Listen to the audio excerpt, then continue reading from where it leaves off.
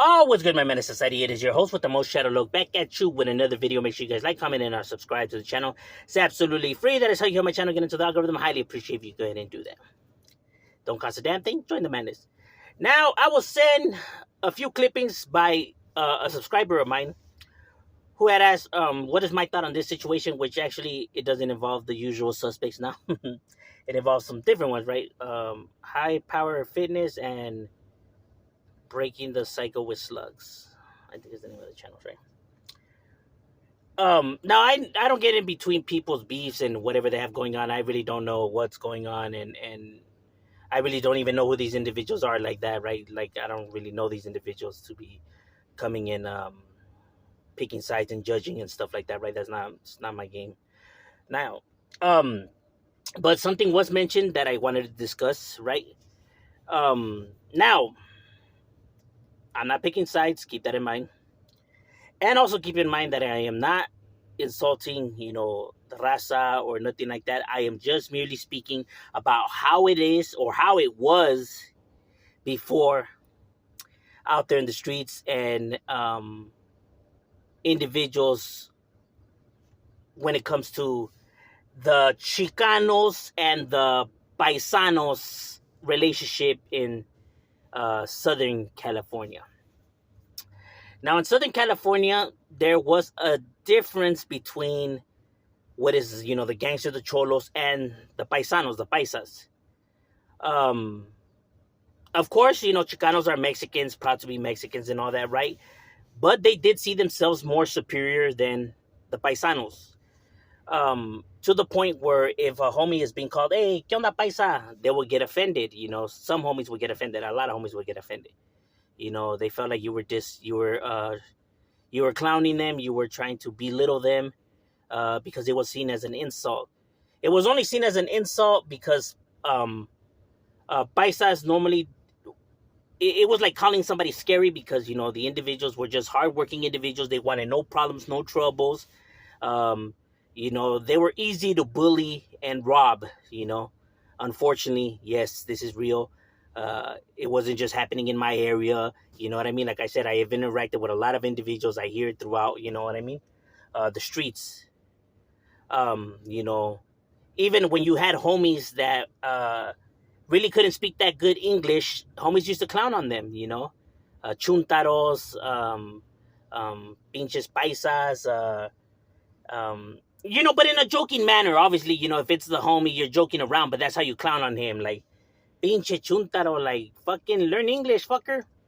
Even though, yes, we are raza and stuff like that, but it was just a means to clown on somebody, right? But like I said, in a joking manner, it wasn't serious, right? But now when you used to insult the enemies, a lot of individuals used to say that, like, them fools ain't no fucking gangster, them fools are fucking paisas, them fucking chuntaros, those fucking paisa, them fools ain't no gangsters, them fools are paisas. That is something that people used to say a lot, to try to clown on the enemigas, the ops. Now, I know that there's paisas that are down. I know that they're not all like that, cowards and everything like that. And let's not even talk about the guys that belong to the cartels, because those are not paisas. Those are, narcotraficantes. Those are individuals that live the street life.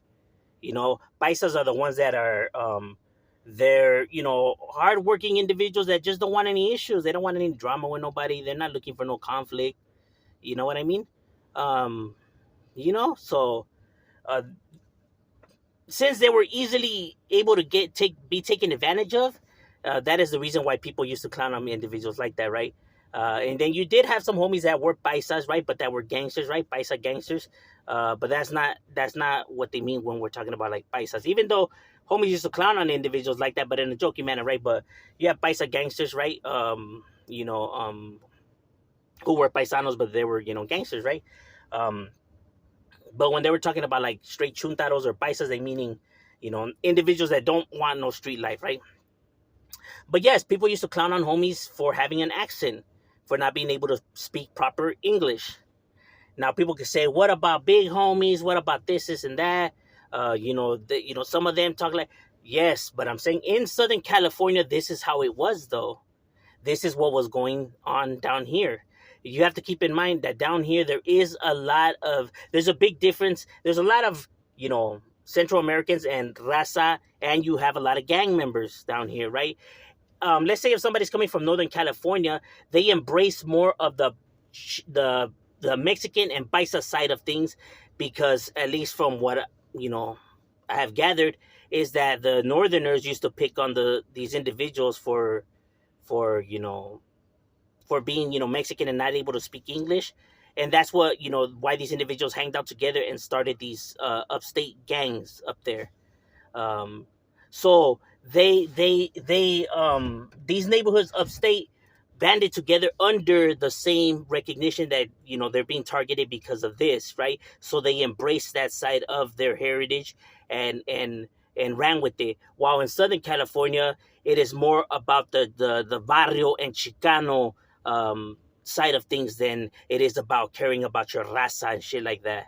You know what I mean? Because either, no matter what way you want to slice it, even if you say, well, I'm a proud Mexican and I never diss no paisas like that, and I would have never done that. Yeah, but you're killing other Mexicans and you're banging against other Mexicans and you're terrorizing your own community, which is made out of Mexicans, right? So even if you do try to back it up by saying some stuff like that, you're still taking advantage of your own. So in general, it doesn't make any sense regardless. You know what I mean? These individuals prioritize their barrio and how they were representing more than their barrios came before anything, including Mexican. You get what I'm saying? So them, it was representing their barrios. Uh, you know, remember, in the gangster lifestyle, the barrio always comes first. You know, and and when when these individuals join these gangs, they see themselves more as gangsters than they actually do themselves as uh, raza, right?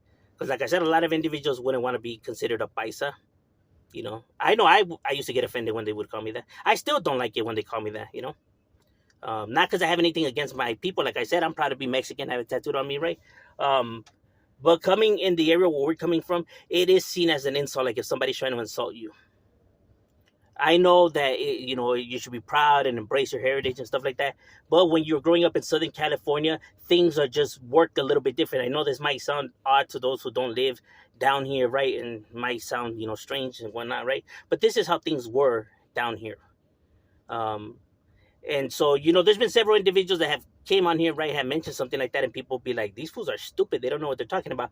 But in reality, that does happen. So I can see why individuals would have that perspective or use those insults to try to still discredit somebody, because that is how we're brought up down here. You get what I mean? And remember, it comes not from us targeting our own people, right, but from the years of them not considering homies as real Mexicans, you know? Growing up being labeled the pocho or plastico, these individuals have like kind of like a chip on their shoulder. You know what I mean? um because in Mexico, people can't even say that it's not, even though homies are their people. A lot of Mexican people in Mexico do tend to clown on cholos, do tend to clown on Southsiders, homeboys, like ir a esos pinches guandajones, ir a esos pinches plásticos, pinches pochos, you know uh but they do clown on the raza, on the cholo stilo. You know what I mean? Because over there in Mexico, they run with a different type of narrative and way of doing things, even when it comes to the street life, like the individuals that are in cartels and stuff like that. You know what I mean? So it's just a difference with culture. That's one of the things that I say, that the United States has something unique to it when it comes to Chicanos, right? Because it brings a unique situation to this kind of topic, right? Because these individuals are their roots are in Mexico, but they're born in America, right? So they're not American and they're not Mexican, so they're kind of stuck in the middle, and it's that middle ground that gives them that unique situation to it, that creates these kind of differences and in opinions when it comes to the raza. How is how do you really represent raza, or who's the really raza and who's not and whatnot? You know what I mean? But this is something that does occur and does happen. So it's not strange to hear the individual high power fitness say some comments like that, or even when Blue Devil had mentioned some comments like that before, and people were grilling him on it. But But they're actually right, though, because that actually does happen, and that actually is how it's seen. People may not like it, but that is how it ran. You know what I mean? Now, I'm not saying that everybody, was like that, but a majority of the street life, these were individual insulting people. And I know people know what I'm talking about. Don't play dumb. I know you heard that before, when people used to diss people by calling them paisas and chuntaros. But this is something that was done, you know. Um, but overall, that's just my breakdown on the matter. What are your thoughts? Leave it in the comments and chat.